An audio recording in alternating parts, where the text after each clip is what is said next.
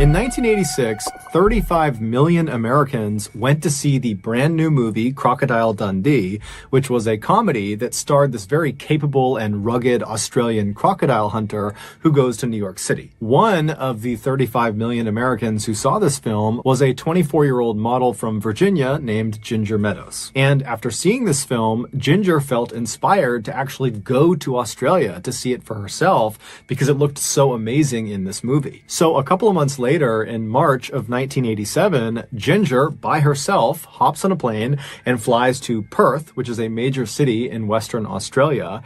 And her plan was she would land in Australia and then work odd jobs to make a little bit of cash, and then use that cash to fund her travels all over the country. And then at some point, after she was tired of doing that, she would head back to the United States. So she lands in Perth, and immediately she sees her first opportunity to make some money. There had been this huge sailing competition in the city leading up to the weekend she arrived there, and so she saw all these luxury yachts anchored at all these docks along the coastline, and Ginger's thinking to herself, you know, these huge ships, they have crews that work on them basically full-time. Maybe one of these boats could use an extra set of hands. And so Ginger, who was very friendly and outgoing, she went right down to one of these docks, and she stopped in front of the very first yacht she saw, which was this huge luxury 100-foot yacht, and she introduced herself to the captain of this boat, and she said, hey, you know, can I hitch a ride with you guys to the next place you're going? And in exchange, I'll work for you. And as it happened, the captain was actually looking for another crew member to assist their chef. And so he said, okay, well, can you cook? And Ginger said, yeah, I'm a great cook. And he said, okay, well, you're hired. You can be the chef's assistant. And so Ginger, she climbs on board and she meets the rest of the 5 other crew members, including the chef who she'd be working with. And the chef's name was Jane, and those two would become very close. And then shortly after Ginger had come aboard, the captain cast off their lines and they headed out to sea. Their next stop was going to be New Guinea, which was roughly 14 days of travel away. After about a week at sea, the captain realized they were dangerously low on fresh water. And so he decided to take a detour and turn east and head inland along this river system that would bring them to this large freshwater pool, which he also knew had this huge waterfall that dumped down into it. And so he figured they could go right underneath this waterfall and fill up their jugs with all this fresh water and then head back out and they'd be good. So on the morning of March 29th, the captain anchored the yacht out at sea near the mouth of this river system, and then he lowered the yacht's dinghy, which was a smaller, more agile boat. And once that was in the water, he, Ginger, Jane, and the rest of the crew, they hop in this dinghy along with all these large empty water jugs, and they begin making their way towards this river. And so they're traveling up this river for a little while, and then finally they get to this huge freshwater pool, and right in front of them is this amazing waterfall, and everybody is just totally awestruck by this waterfall. It's like a gem in the middle of nowhere, because they're in very rugged Australia at this point. And so the captain, he brings the dinghy right near the base of the waterfall, and one by one they hold up their water jugs and they fill them with fresh water, and then they're about to turn and go back out to sea and get back on their yacht when the captain thinks to himself, you know what, we've been at sea for 7 days straight, it's been very monotonous, maybe it would be a good thing to stick around here for a little bit longer and maybe even hike up to the top of this waterfall and enjoy the view and kind of enjoy the scenery before we head back out to sea. And so he says to his crew, hey, do you guys want to go to the top of this waterfall? And everyone agrees it's a great idea, with the exception of Jane. She did not feel like hiking to the top of this waterfall. She said she would stay down in the dinghy and wait for them. Now, this pool is basically surrounded on all sides by just pure cliff face. There really is no place to land this dinghy. There's no flat surfaces. You basically have cliffs that go directly into water, and then also you have the river that feeds back out to the ocean. So the captain brings the dinghy right up against the cliff face right next to this waterfall, and he and Ginger and the other crew members not named Jane climb out of the dinghy onto this cliff face, and they begin climbing, literally climbing up this wall towards the top of the waterfall. Now, everyone was able to do it except for Ginger. She kept slipping on the rocks. It was very steep. It seemed kind of dangerous. And so at some point, she abandons the idea and goes back down to the dinghy with Jane, and the captain and the rest of the crew, they continue up towards the top. And so as Ginger and Jane are sitting in the dinghy watching the other crew members making their way up, they start feeling a little bit left out, and they're like, you know what, let's try to find an alternate way up to the top of this waterfall. And so they begin scanning out across this pool at the other cliffs kind of surrounding it, and it looked like on the very other side of the pool there was a less severe cliff face that that maybe they would have an easier time climbing up. And so the two women, they jump into the murky brown water and begin swimming directly across this pool towards this other cliff. And when they make it about a third of the way, Jane suddenly stops, and Ginger notices and turns around and looks at Jane, and she's like, what's going on? And Jane would tell her, you know, something just feels off. This doesn't feel right. Let's go back to the dinghy. Let's just forget about this. But Ginger is like, come on, we're so close. Let's just keep going. It'll be awesome once we get to the top of this waterfall. And so Jane, she's totally hesitant, but she says, okay, fine. And they both continue to swim. And then all of a sudden, they hear their captain, who is now on top of the waterfall, screaming down to them to get out of the water right now. And they notice he is pointing down at the pool in a direction slightly away from where they were. And so they're looking up at him, and they're following his finger down to the part of the pool he's pointing at, and they see there is this tidal wave of water coming towards them. It is a 12-foot long saltwater crocodile that has noticed them, and it is charging straight at them. Now, Jane and Ginger knew they were too far away from the dinghy to be able to swim to it before this crocodile was going to reach them, and so their next best choice was just to turn and swim towards the nearest cliff face, because again, there is no place to get out of the water. There's only cliffs. And so they swim towards this cliff face, which is right on the edge of the bottom of the waterfall. And so water is landing on them, and they reach the cliff face, and they're trying to climb up and pull themselves out of the water, but there's nowhere to grab onto. It's all totally slick. There's no good handholds. And so all they have is this little ledge that is in the water that they're standing on, but they're still halfway into the water. And so after they struggle for a minute trying to pull themselves out of the water, and they realize they can't do it, they both just turn around and they lock arms and they look out through the water that's falling down in front of them into the pool, and they see this crocodile has followed them, and it is now stopped right on the other side of the water that's falling down, and it's just staring at them with its mouth wide open. And the two women are looking at it. They don't know what to do. And the captain and the other crew members, they see what's going on, and they're trying to climb down as fast as they possibly can to try to rescue them. But it's going to take several minutes at least before they get down to the dinghy. And so Jane and Ginger, they're totally aware of this, and they're just staring at this crocodile, screaming at it, trying to get it to go away. And at some point, the crocodile does just close its mouth and sink below the surface. But now they don't know where it is, and this causes Ginger to completely panic, and she lets go of Jane's arm, and she dives into the water off to the right and attempts to swim away from the crocodile back over to the boat. But Ginger only made it 2 strokes before the crocodile suddenly re-emerged underneath her and grabbed her by the waist and pulled her under the water. Jane is just standing there watching all of this happen in front of her. She has no idea what to do. The crew is still not down in the dinghy, so she's totally stranded, and she's just staring at the area where Ginger has been pulled below the surface. And just seconds after she's been pulled under, the crocodile re-emerges with its head pointed towards Jane, and in its jaws is Ginger. And Ginger's got her arms up over her head. She's wide-eyed, and she's looking right at Jane. And Jane makes eye contact with her, but there's nothing she can do. And she just watched as Ginger again was pulled back under, and this time she did not come up again. Ultimately, Jane would be rescued from the ledge. The crew would get down to the dinghy, they'd swing over, they would pick her up, and then about 2 days later, they would find what was left of Ginger's remains. It would turn out the captain was well aware of the threat the crocodiles posed in this river, and he had told his crew, Ginger and Jane included, about this threat, and that at no point should anyone get in this water. But of course, his warning went unheeded.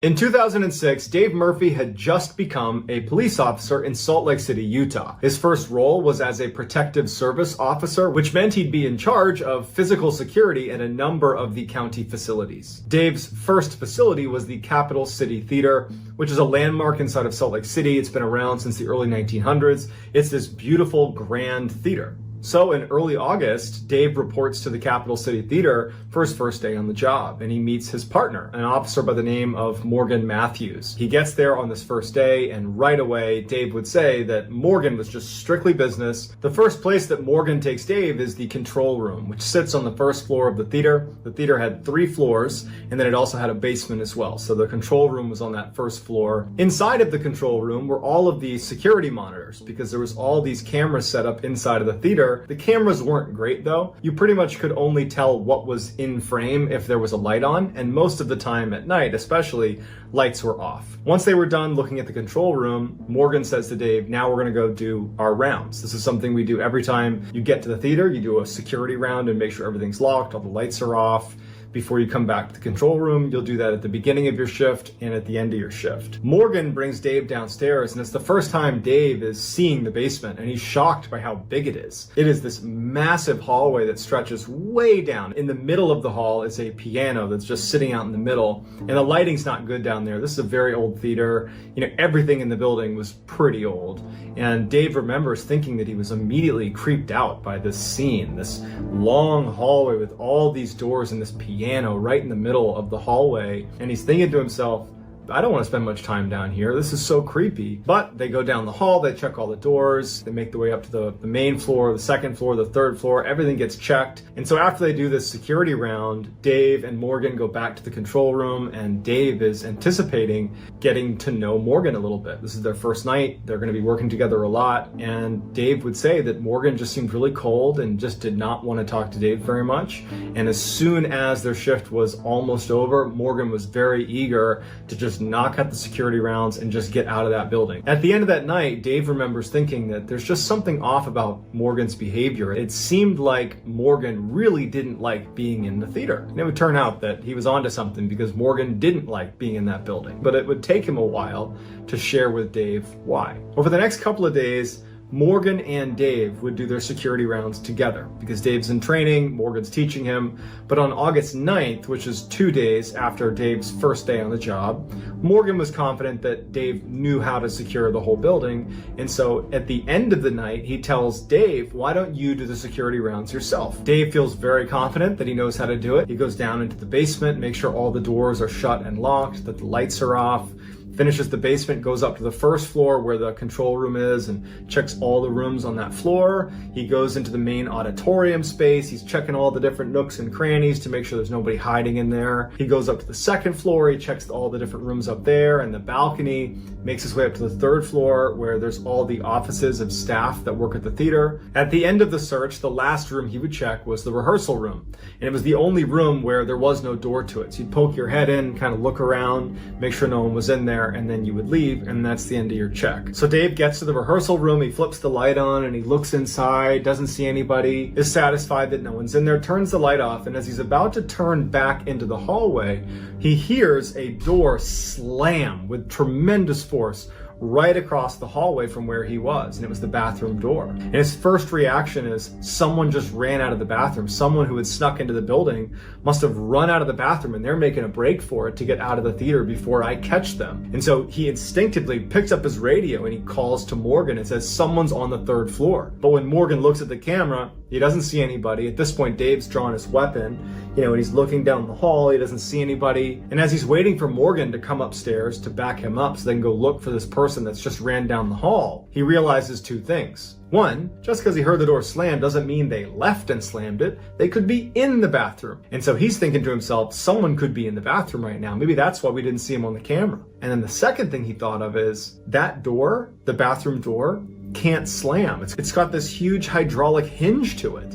It can't slam. So his gun is drawn and he's aiming it at the bathroom door right as Morgan comes up on his right. Morgan draws his pistol, he's got it on the door as well, and they make entry into the bathroom. They clear all the different spaces in the bathroom and no one's in there, and there's no way to get out of there. Morgan and Dave are like, okay, well, they must not have come in here. They must have run out of the bathroom. They're somewhere in the theater. And so they decide they're going to search the entire building and find this person that clearly was just in the bathroom, and that's how they slammed the door. We're not going to worry about how they slammed the door with the hydraulic hinge. We just know it was slammed somehow. So they leave the bathroom, guns still drawn, and they start making their way down the hall. They're checking all the doors, everything is locked. When they start making their way downstairs to the second floor, Dave recognizes through the door, because there's a door leading onto the second floor, he can see that the lights are on, and he had turned them off. And so as they're walking down the stairs, he says to Morgan, hey, did you turn the lights on the second floor? And Morgan's like, no. And so they think that Whoever was here, whoever was in the bathroom is on the second floor. They must have turned the lights on. They go into the second floor, and not only are the lights on, but all the doors on the second floor had been opened. They search the entire second floor. They search every single room. No one's on the second floor. They turn off the lights, they shut all the doors, everything's locked. When they went down to the first floor, everything was the way it should have been, locked, lights off, nothing down there. And they go down to the basement, and even though it was creepy being down there because they've now searched the whole building and they're anticipating coming in contact with whoever is here, assuming they haven't left the building yet, and there's no one down there. They decided to review the footage from the third floor to see if they could pick up someone running in the hall around the time that that door slammed, but the camera was not trained on the bathroom door, so you just have this view down the hall. You can't see the bathroom specifically, not to mention the hallway is dark and the cameras are terrible without light. And so all they're able to see is the light go on in the rehearsal room while Dave is doing his last check in there. The lights turn off because Dave's about to turn around. And then after that, you just hear this massive slam of this door, but you can't see what happened. So they don't know what to make of it. They're both very much on edge that someone might still be in the building. And so they do another sweep of the building and no one's there. And so they decide to just chalk it up and say, we were hearing things and seeing things. I'm sure it's fine. Let's just get out of here. And they leave. A couple of days later, on August 11th, Morgan is working alone. Dave wasn't coming in that day, so Morgan's alone in the theater doing a shift. And at some point in the night, as he's sitting in the control room, he thinks he hears whispering in the hall right behind him. And so after the experience he had with Dave a couple nights ago, he's on edge. So he draws his pistol right away. And so he goes out into the hallway, and immediately when he steps into the hall, the whispering seems to go farther and farther away from him down the hall. So he gets out there, he's looking around, he can't see anything. He makes his way down the hallway towards the stairs that go down into the basement, or if he wanted to go up to the second floor. And when he gets to the top of the stairwell, he's, gun drawn, looking down, looking up. He hears what sounds like coughing coming from the basement. And at this point, Morgan said that he was actually pretty scared. I mean, imagine being alone in this theater. Just a couple of days earlier, you've had this weird experience with slamming doors and doors being opened and lights going on that somebody else, another police officer, witnessed with you. You're alone in this theater and you're hearing coughing coming from the basement after hearing voices behind you. That's pretty terrifying. So he very slowly starts going down the stairwell. He's getting ready to clear the corner, and just as he does, the coughing stops. He turns the lights on and he looks down the hall and there's nothing there. He starts making his way down the hall. He's checking every door, making sure it's locked, making sure that everything is secure. And he gets all the way down the hall. And as he's almost done checking the basement, he smells smoke and it's coming from a door right next to him. And so he unlocks that door and he goes in, and there's no fire, but all he can smell is smoke. So he turns the light on. He's looking around. There's no fire. He's convinced that somewhere down in the basement there's a fire.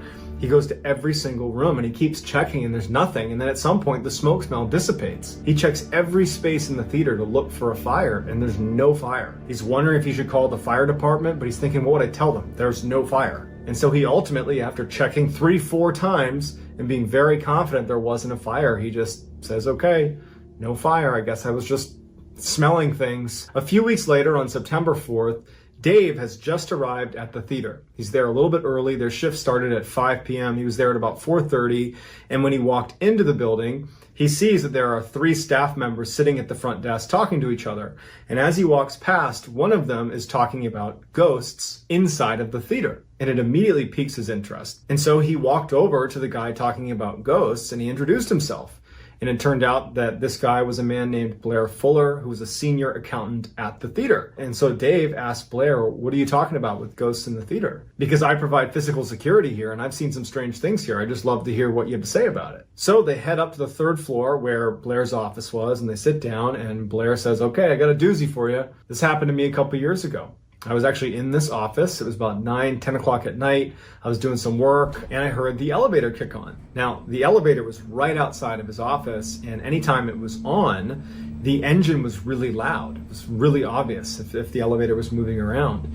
And so he's doing his accounting work and he hears that engine kick on. He doesn't think much of it, but then it clicks that he's the only one in the building. And so he kind of looks out the glass window of his office. He had a closed door office with 2 windows looking out into the foyer where there's this elevator. And he looks out and he can see that the little lights above the elevator showing what floor it's on have lit up and it's going up. So the elevator was in the basement and now it's on the 1st floor, the 2nd floor, 3rd floor. The door's open and there's no one there. And at this point, Blair says that he wasn't concerned. He figured, okay, maybe there's some maintenance, maybe it's scheduled to do that, who knows? But after a little while, the alarm goes off in the elevator to signify that something is obstructing the door from shutting. And he's looking out the window and he hears this alarm, this like ringing sound going off, but the door isn't shutting. And he's like, there's nothing obstructing the door, why isn't it shutting? And so he leaves his office and he kind of walks over to the elevator and he walks into the elevator. And he said immediately he felt this massive drop in temperature inside of the elevator. And as he's standing there, he turns around. Now he's looking back towards his office inside of the elevator. The doors start to shut. And for whatever reason, he said, I didn't get off. I just decided I'm going to ride this elevator. The basement button lights up as if someone had pressed basement. And they start going down. And he's sitting there thinking, what in the world is going on? It was just on an alarm because the door wasn't shutting. And then miraculously, when I go inside of it, it suddenly works again and it's going to the basement. So he goes to the basement, the door opens, there's no one there. He steps out and Blair says that it took all of his courage to yell out, hey, is anyone down here? And as soon as he did and he didn't hear a response, he said he didn't want to make any more sound. The elevator sat in the middle of the hall in the basement. It's that huge hall with that piano sitting right in the middle. The lights are off. And he pokes his head down one way. There's nothing down there. He sees the piano barely from the light of the elevator. And he looks down the other way. There's no one there. And at this point, he's just so spooked. He just gets back in the elevator and he hits floor 3, floor 3, floor 3. And he's hitting like door closed, door closed, door closed. The door closes and he goes back up to his office. He goes into his office and he shuts the door and he sits down and he's thinking like, what was that? Why did that just happen? I got to find out if they're running maintenance or something. And as he's sitting in his chair thinking about this strange experience, he hears what sounds like banging sounds coming from outside of his office in that foyer near the elevator. He just goes to his door and he opens it up and he pokes his head into the foyer and he looks to the side and there's this big filing cabinet and all of the cabinets are out. They've all been pulled out. He certainly didn't do this. And it was as if someone was one by one pushing each of them shut, these big heavy cabinets. And he's watching as one by one these things are slamming shut. One by one until the whole thing is shut. And so he goes over and he's like trying to disprove what he just saw, that he can open up a drawer and that it will shut on its own. But none of them shut on their own. You have to shut it. Something has to shut it for it to shut. And so he packed up for the day and left and did not work another night shift at the theater. Later that night, Dave would share Blair's story with Morgan. He wasn't really sure how Morgan was going to react, but Morgan actually would open up and he would say, you know, before you started working here, I always felt like I was being watched when I was here. And then we had that experience, obviously, where the lights are coming on and you heard that banging from that bathroom door. And then just a few days ago, I heard voices coming from the hall and I heard someone coughing in the basement and I smelled smoke and there was no one there. And so they start going back and forth, exchanging stories of just how uncomfortable this place made them feel. And so they're wondering what they should do about this. And Dave has this idea. He's like, my best friend, I'll invite him to come over here one night and we'll tell him that we're giving him a tour of the building and we'll just see what he says. We'll see if he reacts to anything here. Who knows?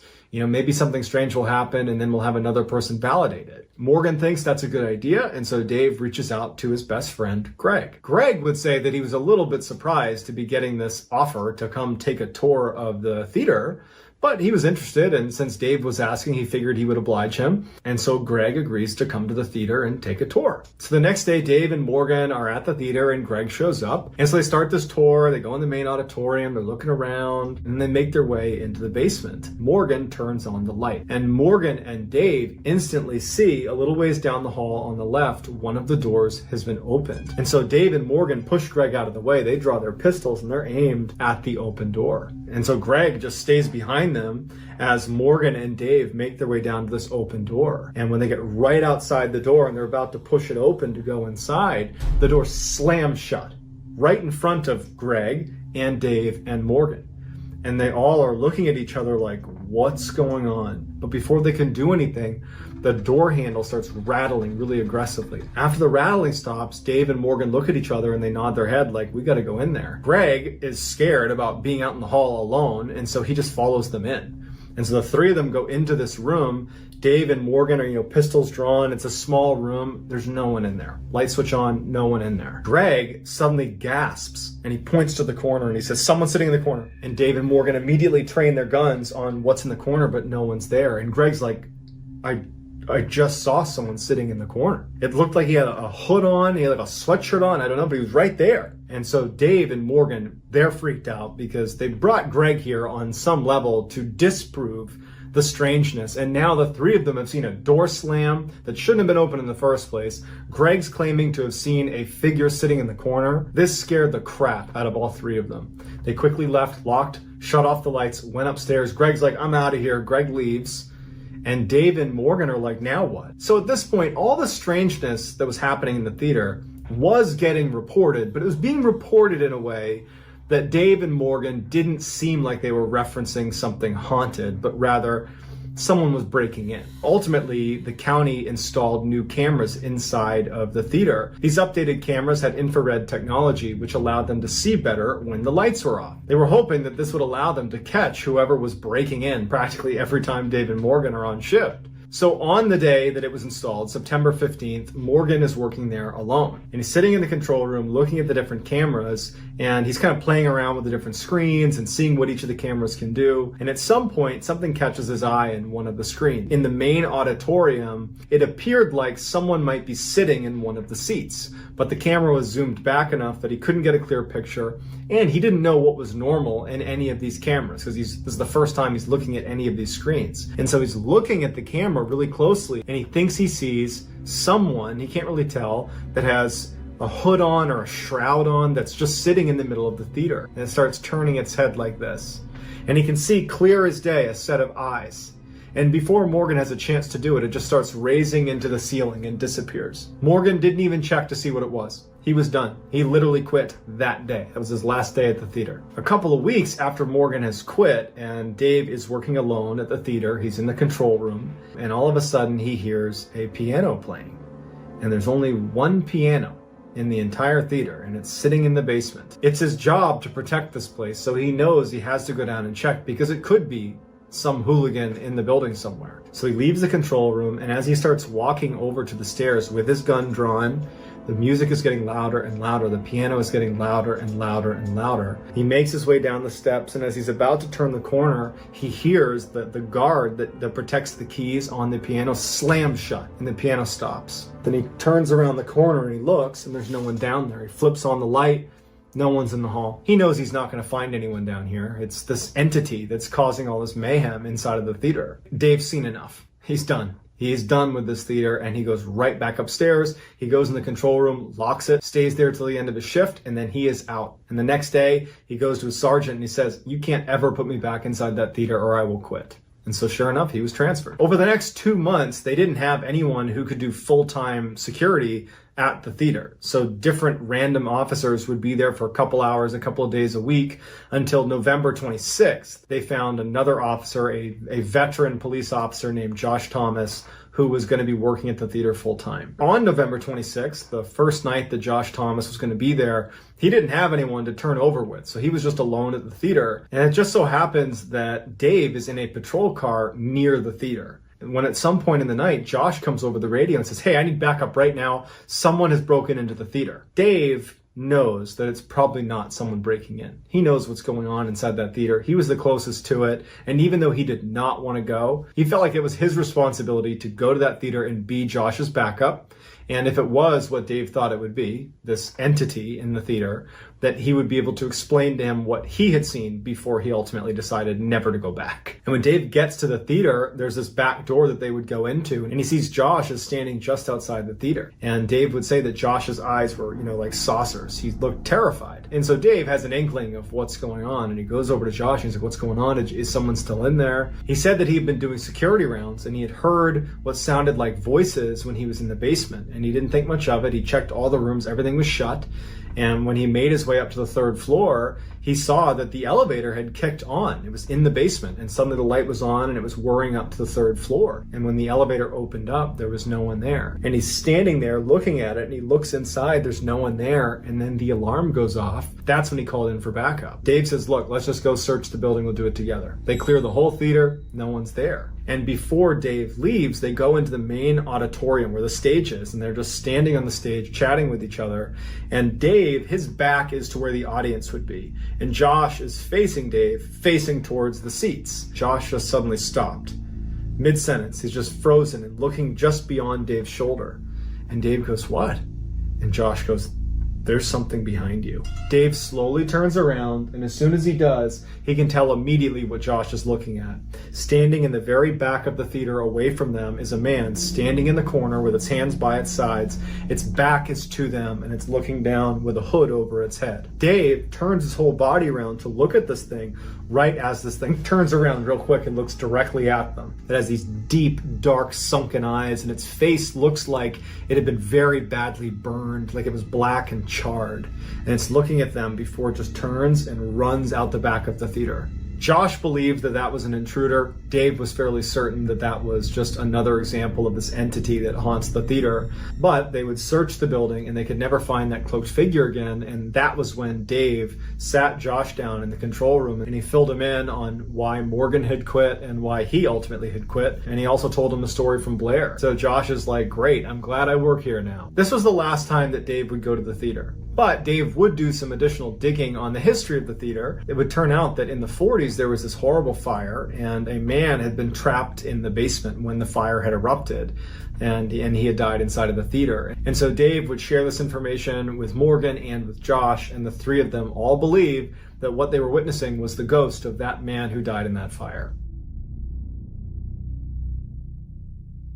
Bryce Gillies was born in 1989 in Northern Virginia, just outside of Washington, D.C. From a young age, Bryce's parents knew he loved the outdoors, and so they signed him up for the Boy Scouts. And as a scout, Bryce learned, amongst many things, how to survive in the wilderness. And he would routinely put this training to the test by leaving his house and heading off to the nearby Appalachian Trail and hiking around sometimes up to 20 miles in a single day. Bryce ultimately became an Eagle Scout, which is the highest rank anybody can obtain inside of the Boy Scouts, a rank that only about 8% of scouts will ever reach. After he graduated from high school in 2007, Bryce decided he wanted to go to school out west. And during a visit to Northern Arizona University, Bryce fell in love with their school because all around their campus were these unbelievable hiking trails that were totally unlike anything he saw growing up on the East Coast. Bryce decided this was his dream school, so he applied, and a couple weeks later, he got accepted. He was totally thrilled. During his first couple of years at NAU, Bryce took full advantage of these totally amazing hiking trails within a couple hours of the campus. He also spent some time overseas in West Africa, helping to build a medical clinic for people in need. During the summer break of 2009, so going into his third year at NAU, Bryce was still living out in Arizona in an apartment, and he still had a few weeks before classes started. And so he decided he would head off to the nearby Grand Canyon to do a little bit of hiking. He had recently read in an outdoor magazine about this lesser known but unbelievable trail that was just for experts in the canyon that he wanted to try. It was called the Deer Creek Thunder River Loop, and it brought hikers to this remote location where water gushed out of this huge limestone rock wall, transforming the desert landscape below into this unbelievable green oasis. The article said very strong hikers could complete this nearly 28-mile loop in about 3 days. Since Bryce considered himself a very strong hiker, he decided this was perfect for him. Bryce called his parents and let them know he was going to do this loop, and that when he came back in a couple of days, he'd be making a trip to Virginia to visit with them. Then Bryce called some friends in the area to see if they wanted to come with him on this hike,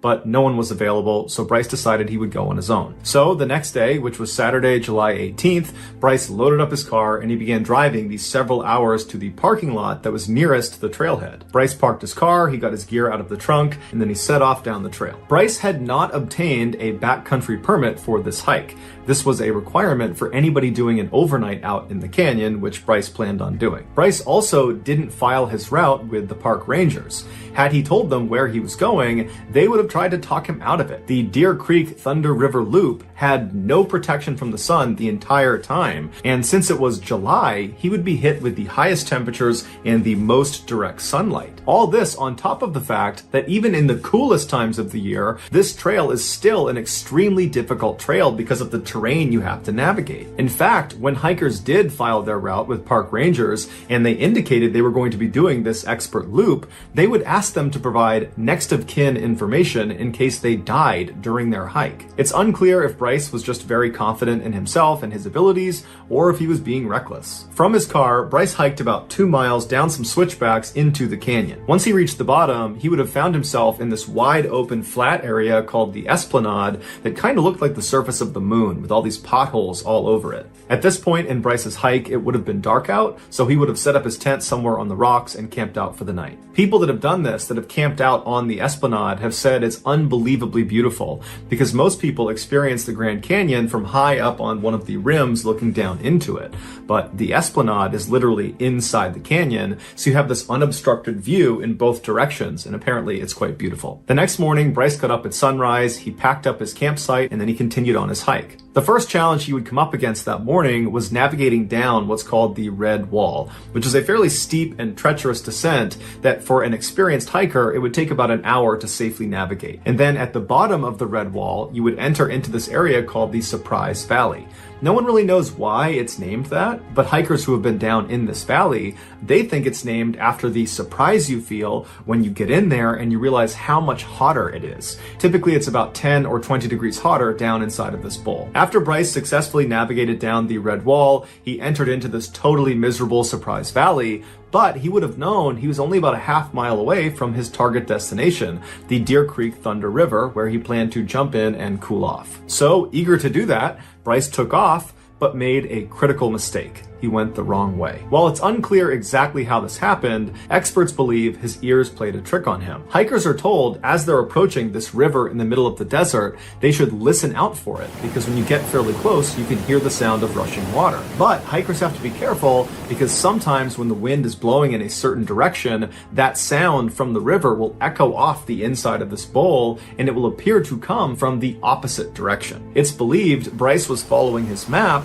when he heard the sound of this river coming from a different direction, and so he abandoned the map and followed the sound. Bryce walked for quite a while in the wrong direction all the way up a hill, and most likely the whole time he was hearing the sound of the water, and he probably thought, once I get over the top of this hill, I'll look down the other side and I will see the water. But when he crested the hill, he looked down and just saw a barren valley. Had he continued another quarter mile down into the valley and then up the other side, he could have turned around and he would have been able to spot an obvious landmark that would have brought him to the river. But most likely, Bryce was exhausted from the extreme heat and the sunlight and trekking all this way, and so he felt like it was probably too risky to keep going down into this valley because he had no idea where it went. So in keeping with his wilderness training he got as a Boy Scout, he dropped all of his heavy equipment off the side of the trail in an area he had marked so he could eventually come back and retrieve it. And then he took his water, food, and headlamp, turned around, and began backtracking. After a little while, Bryce decided to abandon the trail and actually veer off onto a dry creek bed. In the Boy Scouts, they're taught any dry creek bed will eventually connect to water. And so at this point, Bryce is probably running low on water and figures whether this leads him to the Deer Creek Thunder River or some other water body, he didn't care. He just needed water. So off he went on this dry creek bed, but after a while, he saw less and less vegetation. It was just this barren desert in all directions. After a little while longer, Bryce dropped all of his gear on the ground after finishing his water. At this point, he would have known that if he doesn't find a water source soon, he won't make it. And so Bryce just continues to trudge along on this dry riverbed, not seeing any indication that he's getting any closer to water. But then he looks up and he sees the land in front of him appears to slope downward out of view. And then beyond that, he sees off in the distance what looks like the southern wall of the Grand Canyon, and below the southern wall is the Colorado River. And so Bryce would have known if he can just go down this decline, he's certain to reach this river and he'll be saved. And so Bryce made his way up to where the ground started going down towards the river, and he began safely descending fairly slowly, and then he reached a very steep section called a spill, which is a dry waterfall, and these vary in height, but they're pretty steep and they're pretty slick. Once Bryce went down one of these things, there'd be no way to get back up again. So this was a one-way trip. But Bryce was desperate. He knew his only chance was getting down to that Colorado River, which he could now see. And so Bryce scrambled down this first spill, and then he found another one, and he kept going down these spills, and they kept getting steeper and more challenging, and the temperature continued to rise as he went down deeper into this canyon. Finally, Bryce reached a spill that was very, very steep, and it was nearly vertical. But again, Bryce couldn't go back up the way he came. He had to keep going. So at some point, he threw himself off of the spill and he fell down 30 feet, but he lived. He stood up, he dusted himself off, and he continued walking forward. He walked past these boulders into this clearing, and right in front of him is the Colorado River. It's a half a mile straight down in front of him. But the only way to get to it was navigating another spill. And this spill was 80 feet tall, and it was almost completely vertical. There was no way to survive that kind of fall. And Bryce couldn't just turn around and try to find an alternate route because this was a one-way trip. He could not climb back up the spills he had just come down to get there. And to his left and to his right were these steep canyon walls that kind of bordered the space he was in that had no handholds on them, so he couldn't climb them up or down. Bryce was trapped, and he knew it. The following Tuesday, when Bryce was supposed to be home in Virginia visiting his family, he didn't show up. So his family tried calling him, but they couldn't get through to him. It seemed like his phone was off, and so they called the authorities. A search party was sent out in the Grand Canyon to go look for Bryce, and on Saturday, July 25th, so this is 6 days after Bryce has found himself trapped on that ledge overlooking the river, a search party was on the Colorado River, and they happened to look up in the direction where Bryce had been, and they noticed what looked like a person, and so they got their climbing gear, and they made their way up that spill onto this ledge, and they found Bryce. He was sitting up against a boulder, and he was deceased. He had died from heat stroke and dehydration. In his hand was his BlackBerry cell phone. It wouldn't have had any service inside of the canyon, but Bryce used it as a notepad to write a final message to his family and to his friends. In it, he writes, "Life is good whether it is long or short. I was fortunate to do much more than most people, and for that I am very thankful." His message also had some humor thrown into it. He said to his family that he was really thankful he had his BlackBerry phone because it would have been a lot harder to etch his final message into a rock. He also said that he didn't know what the afterlife held for him, he just hoped they had water. Then, with his phone's battery dying, he wrote one final sentence. "I feel like going into the wild is a calling we all feel. Some answer it, and some die for it." Then, shortly after writing that message, Bryce clutched his phone to his chest and he passed away. He was just 20 years old. At 5:30 p.m. on November 21st, 2016, Jody Santoro, who was a 21-year-old mother in Melbourne, Australia, woke up to the sound of her 4-month-old son crying. Outside, there was this horrible thunderstorm going on. All this rain and hail were pelting the roof, and the wind was so strong that all the windows in the house were rattling. Jody reached over and grabbed her phone on the nightstand and checked the time, and she saw right away that she had overslept. However, it had been a really hot day that day, and she was so drained from the heat and also taking care of a 4-month-old that she wasn't really surprised she had overslept. But as the sound of her son's cries intensified, Jody knew, no matter how tired she was, she needed to get up and go tend to him. But the instant her legs swung off the bed and she actually tried to stand up, she knew something was wrong, and it had nothing to do with being tired. She had this incredible sense of dizziness come over her, and then her chest suddenly tightened up to the point where she could barely even breathe in. She found herself grabbing the bed just to steady herself. However, as alarming as this was, Jody didn't panic. She knew this feeling. She had been dealing with asthma for years, and she knew this was the start of an asthma attack. And so Jody reached over for her inhaler on the nightstand. She picked it up, brought it to her lips, pressed it down, and then took in a measured breath of the medication, expecting to pretty much immediately feel relief. But she didn't. The inhaler wasn't working. Jody again pressed down the inhaler harder this time and took a bigger breath in, hoping that a bit more medication might do the trick. But again, it just was not working. And so now, with panic rising inside of her, as she's, still struggling to breathe, her son is still freaking out and she can't tend to him.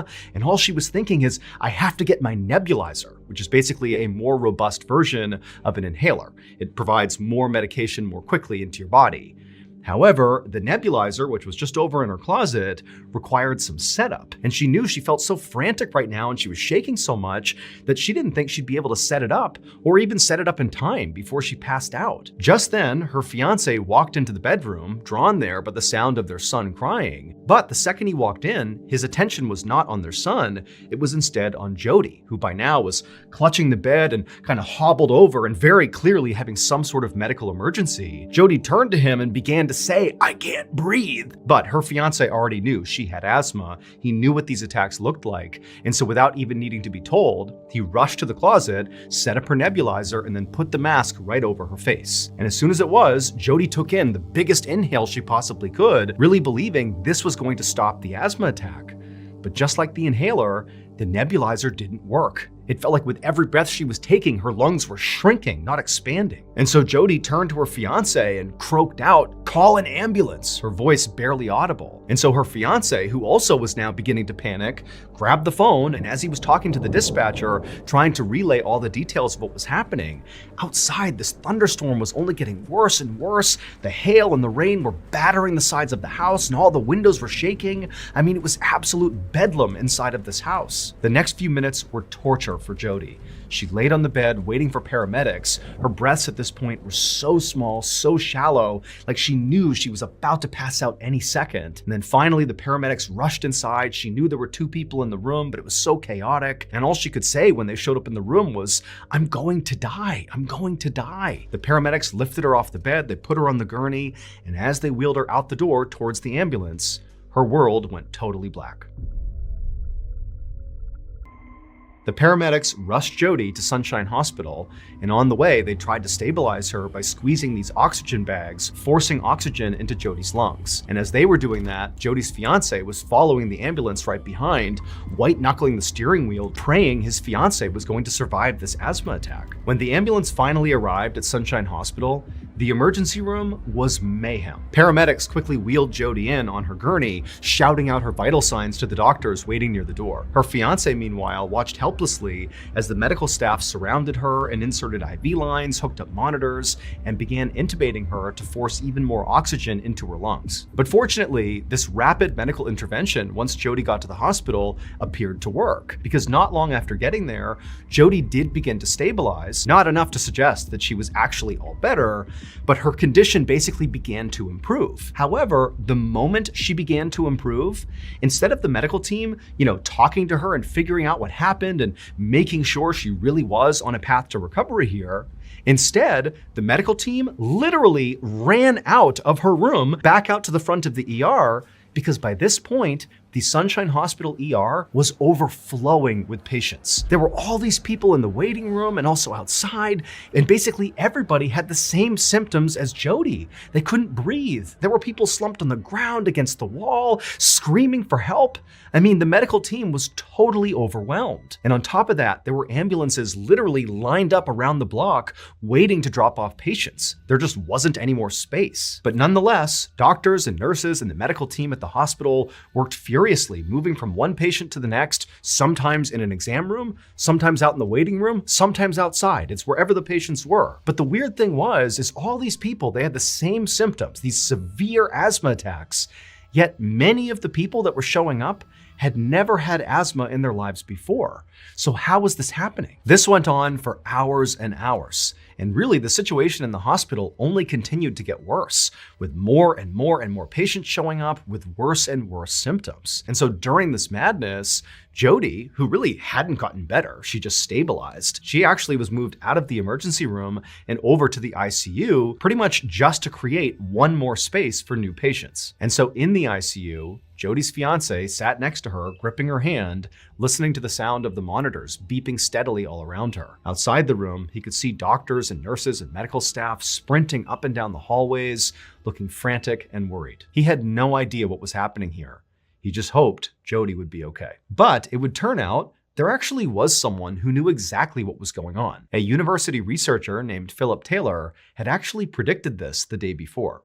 Professor Taylor was an expert in atmospheric allergens, a field so niche that barely anybody outside of his small research circle had even heard of it. And so on the afternoon of November 20th, the day before, Taylor had been at home in his office analyzing data when he noticed something very alarming. All of the ingredients for a catastrophic event were aligning in the forecast, and the patterns were so precise that it stopped him cold. Taylor was stunned. He'd spent years studying the effects of weather on public health, but he'd never seen anything like this before. And at the same time, Taylor also realized that as alarming as this was, very few other people, if anybody, would see this as a problem. He was like the one person in the world that had the expertise to see how catastrophic this might actually be. And so, desperate to warn others, he wound up posting a very urgent announcement on this weather website that he managed.